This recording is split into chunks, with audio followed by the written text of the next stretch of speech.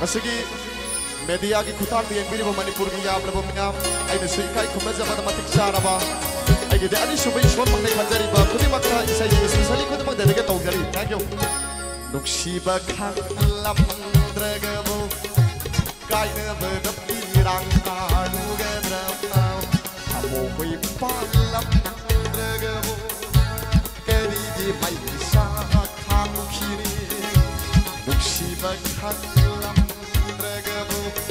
Sky never the pirang aluga na hamo hay palam dragabu karibi may isa kang kini unani kayo sakhi bawas una dadu de kamale magi alay bak tam lam lebanikan tay sinino nam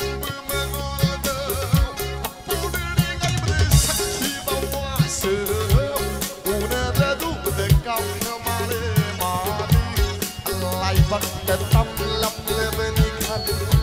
tay sinino dam bumolda anong sunong set sukali uklamba una supay malam balay tum masutong ki nung siba kang lam dragamu sky mebe pirang aduga drama amo may palam dragabu keri di may isa kang kini Sige yamatang abas haw IPS hon musu hading alay thangasari isay simag ay yamas Santi Kumar IPS no dedike tawjari thank you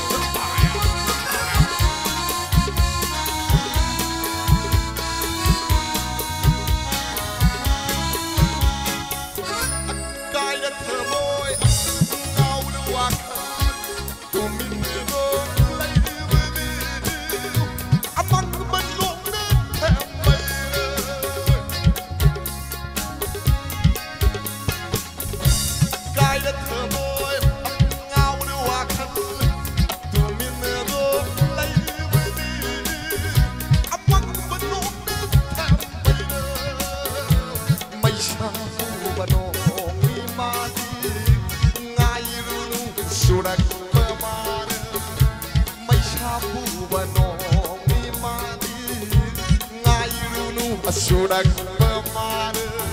akan mencadonan ngayu di ngiro singzang kudu sakli bala amun riya hawi ay hingling la sakli lu hawi ay hingling la taram noi pirang piram nebidai amo bi palam dragabu keri mai bisa Siba kang lam dragabu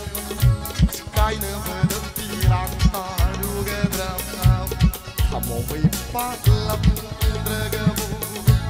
keri may isa kang kini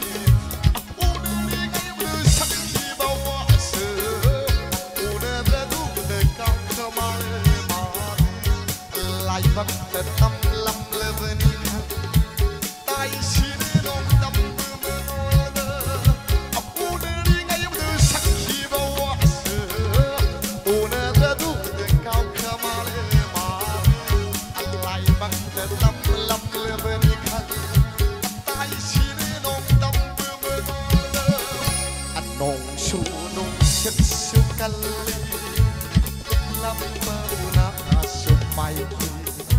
Malam balay tum sutong